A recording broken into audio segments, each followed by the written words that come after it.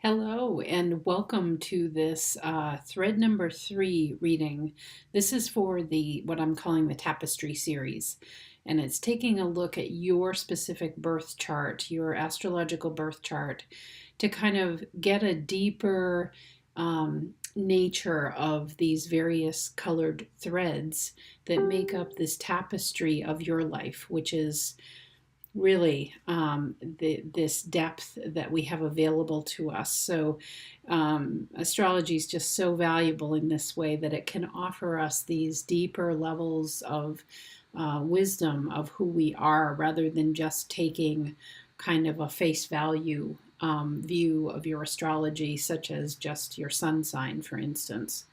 So there's a few things if you're new to this series. Again, you can do this in any order that you want, any of the threads, or only focus in on one.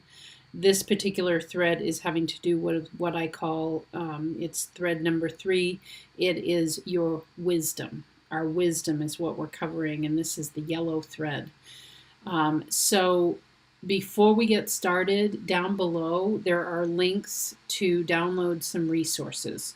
First of all, you do need to set up your astrological chart. That is free and it's very easy to do as long as you have your, obviously your birth date, but your exact birth time, as well as your city and state. And that way you can have your own chart and have that available, have it printed out and in front of you or on your computer so that you can look at these things as I'm talking. Additionally, I've linked other things such as the planets and the signs and the elements and all of that I'm going to be covering. So everything is down below. And I am adding in another, some more information in this reading, and I'll add it to the comments for the others, in that I want to look at how all of the different groupings, the partnerships of the signs, what those essential elements are, what are the main messages, because I do try to keep this fairly simple. Okay, so we're looking at your wisdom. This is the yellow thread that we're on this week. And these, what we're going to be focusing on, we're looking at pieces of pie here in your chart once you have it in front of you. We're looking, see here the number 3, we're looking at this third piece of pie along with the 9th house, this piece of pie up here. This is the way the threads work. They're like pulling on the two ends of the thread, and just consider you have the most success, the most luck, if you will, or the highest bang for your buck when that thread is taut, when you've got it pulled at both ends. But understand the core concept behind these thread readings is that we are not in that taut position. It may be a gross analogy for some of you, but it was really ringing true for me. It's like when you're flossing your teeth, you need that string, that floss really tight in order to do the work of sort of, eking out the best of life, so to speak. So we're not in that taut stance with these threads 24/7, and we're not meant to be. That's why there's beauty in seeing the individual houses and what is contained within them. But what I'm bringing forward is the beauty of these houses working in partnership with each other. And to understand, sometimes you have kind of chaos energy, a real imbalance going on in one side of the thread, let's say in the 3rd house. And then therefore, you need to pull on the other side of that thread to make it taut, because this is flapping around down here, and you need to create a pull. And that's how these can be used in partnership. And the reverse is true. In this case, for your wisdom, if you have kind of chaos energy going on in your 9th house, and I'll be telling you what that's about, then you want to be pulling on your 3rd to be able to bring some balance. It's about using these in balance and trying to understand how we can come into that more taut place for our thread. Because when you think about weaving a tapestry, you need that thread quite strong and taut between the two ends in order to create the picture, which is what creates the depth of your life. Okay, so, and understand, sometimes when we step up to a tapestry and we're this close, we see the imperfections. We see the little rips and tears, and where, there might be kind of a unraveling going on in some certain portions. But that's what creates the depth, and it gives heart to our existence here. Okay, so let's get started on what you're going to want to look at once you have all the tools that I've got listed down below in the YouTube description. The first thing you're going to look at, we're going to take a look at the third house.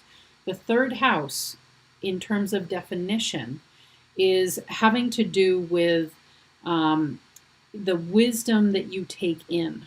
So this is how within us, in our humanness, how we process things, how we listen, how we take in like a sponge, and then how do we communicate that out through our own, process, our listening, our processing, our learning, and then being able to communicate that out.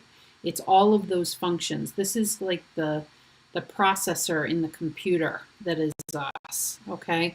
So that third house is the wisdom we take in, the process and communication from within our form, okay?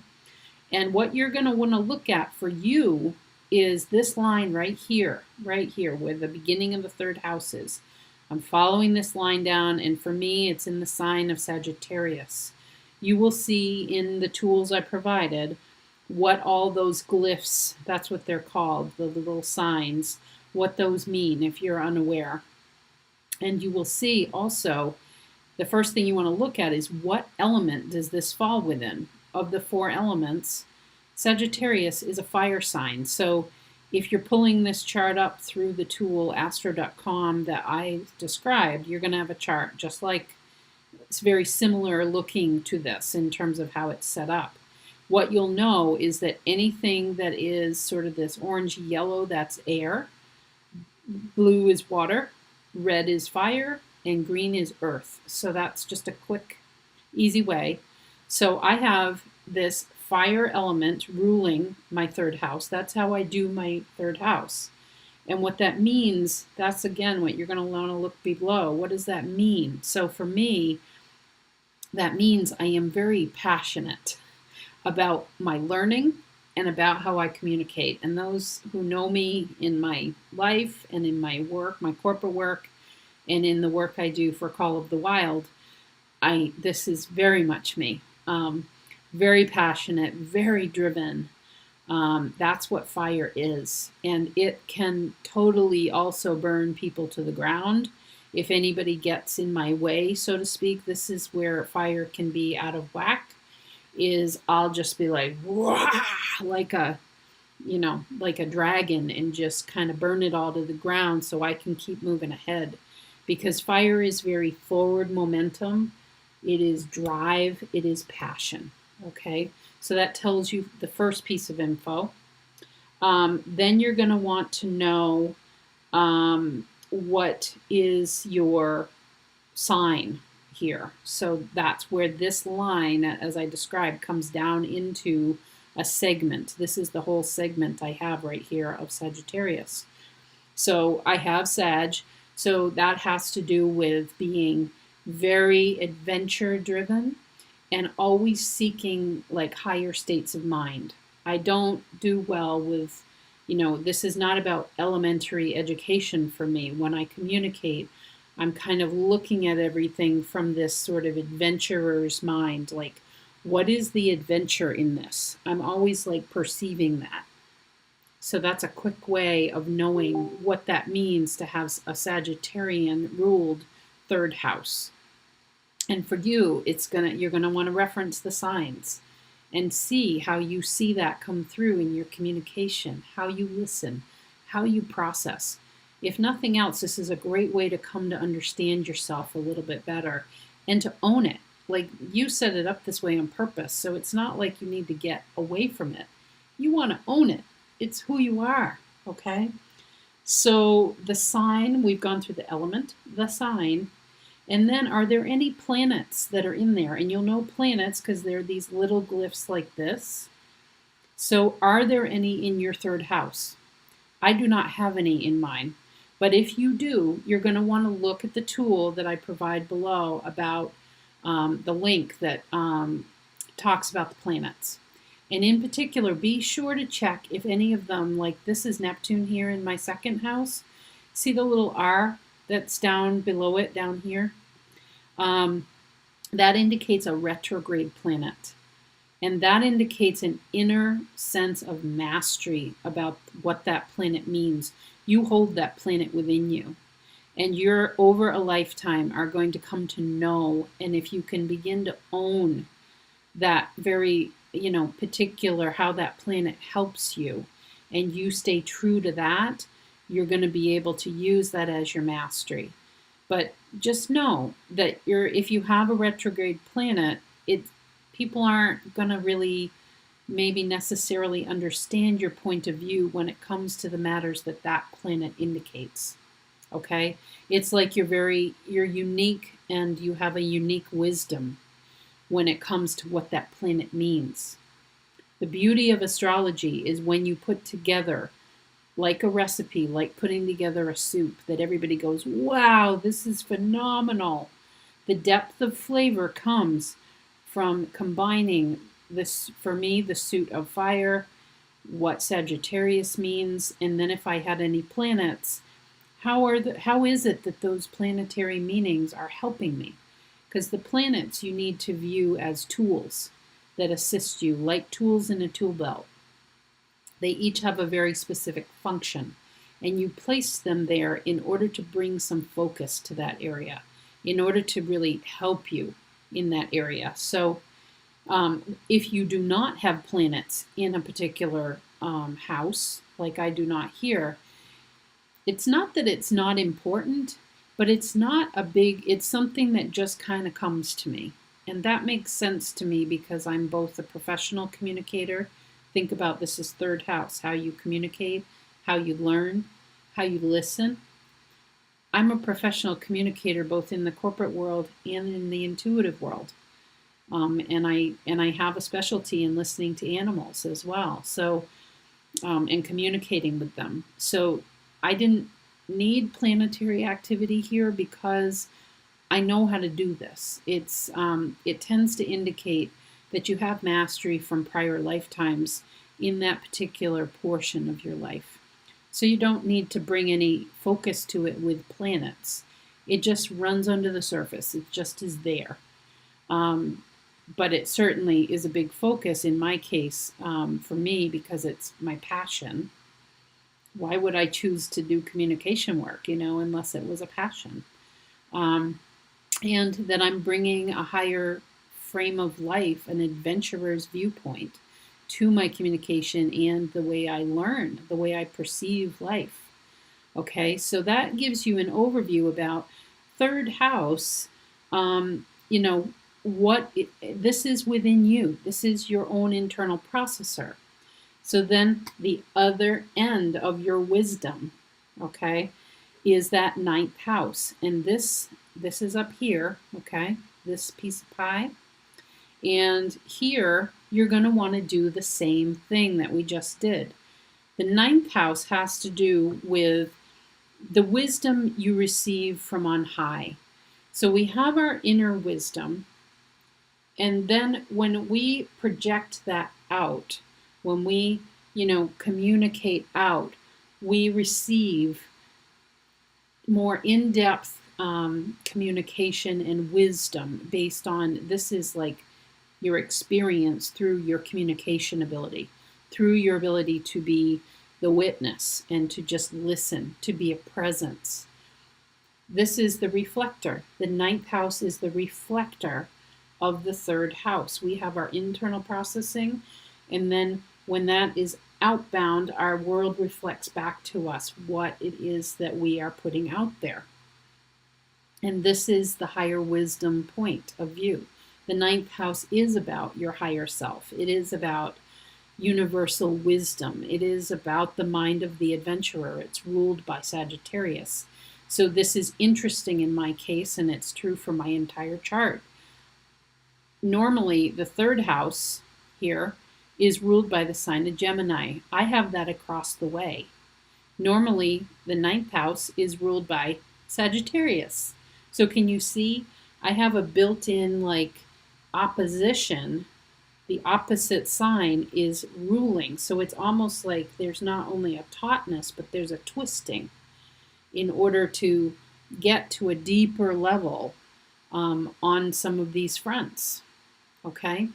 And this will be unique for each person. So this is your this is that sort of higher wisdom that comes when we've processed something internally. Third house, okay? We've processed something internally. We've learned. We have perceptions, and then we communicate out. Then what is that out there? And your higher self is a part of that. And that's where the reflection comes back. Ninth house matters. This is when we go adventuring, like travel is in this ninth house too. This is when, have you ever been on like a trip somewhere, and it's like you come to retune your perceptions on certain things because you learn new things. You learn new ways of being. You learn new ways of culture, and it broadens you. And so by that outer reflection, the outer reflection here, we can retool what's within. This is how the thread works, okay? So for your ninth house, as part of your exercise, you do the same method. You look at, here's the kickoff to the ninth house, and then what, you can start with what sign is this? This is Gemini for me, an air sign. Start with the sign, what does that mean? And then what is the element? So I have Gemini here. This is about, you know, a curiosity, like voracious curiosity, lots of chatter, lots of, you know, just really digging into things, and the curiosity for learning. It's almost, this is like the professional student, and this is the conversationalist who just loves talking to people. Lots of that. And a quick mind, very quick with Gemini. And air has to do, the element of air has to do with our communication ability. Okay, it has to do with the mental processor, mental thoughts, that whole plane of existence, processing, okay, and perception, and how we put those pieces together as we pick up things from our world. So given that, and then look at whatever sort of planets you might have in here, and look at what in the tool below, what is the meaning of that planet? And then the beauty is in putting it all together. Okay, so I don't have a planet here, so I can't give that as an example. But for me, my ninth house is about this endless curiosity in, like, I love, you know, talking to people about things having to do with the ninth house. I love talking about higher self kind of topics. That's why I launched an intuitive business. And talking is literally part of, that is the core of what my passion is. That's what I do in all kinds of work that I do. It's what I do in my, you know, family interactions, my friend interactions. I'm sort of endlessly curious about what makes people unique. So that's this ninth house. And as I learn in my outer world about those kind of matters, that curiosity that I have for that, specifically through conversation and how then I put concepts together, that helps me to retool my third house down here, and vice versa. There's you know, my passion for having, you know, higher states of mind and going on adventures in my own mind, in my processing. This is my dreamer kind of part of me that is very, I just love that wild within feeling. That is all Sagittarian energy. That can help me to be more curious when I get out into the world. That passion fuels this more. Gemini is sort of, I look at Gemini as kind of a more boots on the ground version of communication and mental processing. And Sagittarius is sort of a higher level. Think about it like Gemini being all of your primary education that is so foundational, and it's what really propels us. And then Sagittarius is like a college and post-grad kind of education. It's about higher states of mind and really finding mastery in certain areas and that kind of thing. It's a real driving passion when you go for college and specialty kinds of study, for instance. Okay, so then you just need to look at when you have chaos energy, and I call it why I'm calling it chaos is when it feels like that end of the thread is like out there in the wind like this. This can happen when we're in a Mercury retrograde season, when that planet's sort of going backwards. Our third house can be kind of off. This is when you're not really communicating clearly. People are taking things maybe the wrong way, not how you intended. You're not clear-headed and able to make decisions. We all go through cycles where our third house is off. In those times, please look to your ninth house and your sign, your element, and any planets you have here to help you. That produces the tautness that you need of the thread in order to bring balance to the third house. So that would be, for me, I'm giving you an example here. If my third house, I'm getting too fiery and pushing out against people, like I'm doing this no matter what, that's when this is out of balance. And it feels like I don't get things done effectively in terms of my communication and my processing. And then I get all muddled here. So then I have to look to my ninth house. I have to look to, okay, toning it down, and let's have some conversations with other people. And let's be curious about maybe other people have reasons why they can't do X or Y. Maybe I'm pushing too far ahead with my Sagittarian energy and totally like burning them to the ground because I'm so driven. I need to settle that down and get curious. I need to settle my fire by getting curious, because that's Gemini. Getting curious with my mindset and wondering. I wonder what they have on their plate. That's what Gemini does. I wonder. It's an openness, versus Sag. Fire is a drive. There is just, it's known as the centaur. It just moves ahead, okay? And then look at it vice versa. If in your life you're experiencing chaos in ninth house matters, so you're not feeling particularly adventurous, you're not getting out into the world and seeing what's out there and considering what I call higher states of mind, bigger philosophies, always moving yourself forward. Think Sagittarius energy for those of you who know astrology. Think Sag when you think about the ninth house. This is, again, the centaur. It is the best of the human mind, the man body, with the wildness of that horse, freedom, new ways of being, new ways of looking out at the world, big philosophy stuff. And there's this constant move forward, evolution, and looking forward and wanting more for yourself. If that gets stagnant or that feels out of balance, like maybe you're too focused in that area, then you need to focus on your third house energy and pull that taut, okay? Focus on your element, your fire down here. So for me, in the ninth house, if I were out there just to everybody about, this is when I get too out of balance with my intuitive business, okay? Because I'm a professional communicator. This particular thread is important to me. This is important because If I get too in my intuitive business and I'm so talky talk with everything that isn't tangible, and I'm learning about all these new states of mind and learning things from my guidance that I receive, which we all have that ability, by the way. This is not special to me.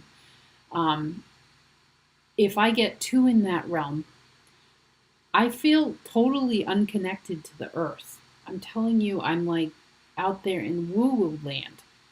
And the endless curiosity can have me going like spinning, literally spinning in my body. So I know I'm out of balance. I have to look to my third house.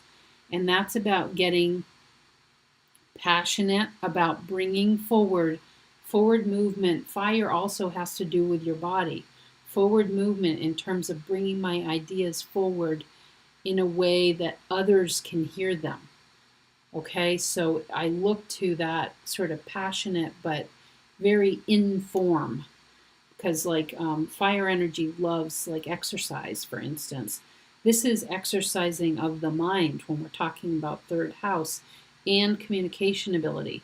So it's one thing for me to have conversations up there in the ninth house and be processing all this mentally, but nothing coming out here, you know? And that's where the third house can then help me to get this out. And this happened with this Tapestry series. I was like forming this over months. And finally, I'm like, I just need to start talking about this. And that's the forward movement of Sagittarius. Like, I need to move ahead, because as I do this, as I talk to you in this video, there's more that is revealed then. You know, that's how the two ends of the thread. There's more curiosity that comes up. There's more conversation that I receive as guidance that then helps the reading, that then helps to flesh it out further.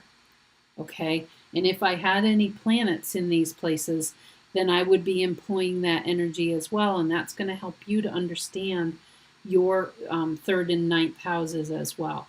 Okay? So I hope that makes sense. Certainly a whole other level of delving into this is to look at specific Sabian symbology that is at these points. For instance, where the ninth house comes up into Gemini, or the Sagittarius third house comes down into Sag, or any placements of planets. There's a specific symbol associated with each of those based on the degree point of that placement. So that's something that I do in a reading. If you wanted to order that, then you could do that as well. Just offers that next level of depth. So that is it for this Your Wisdom, and I will see you, not sure if I'm going to get to it next week. It may be the following week, of Our Fortune is thread number 4. Thank you for listening.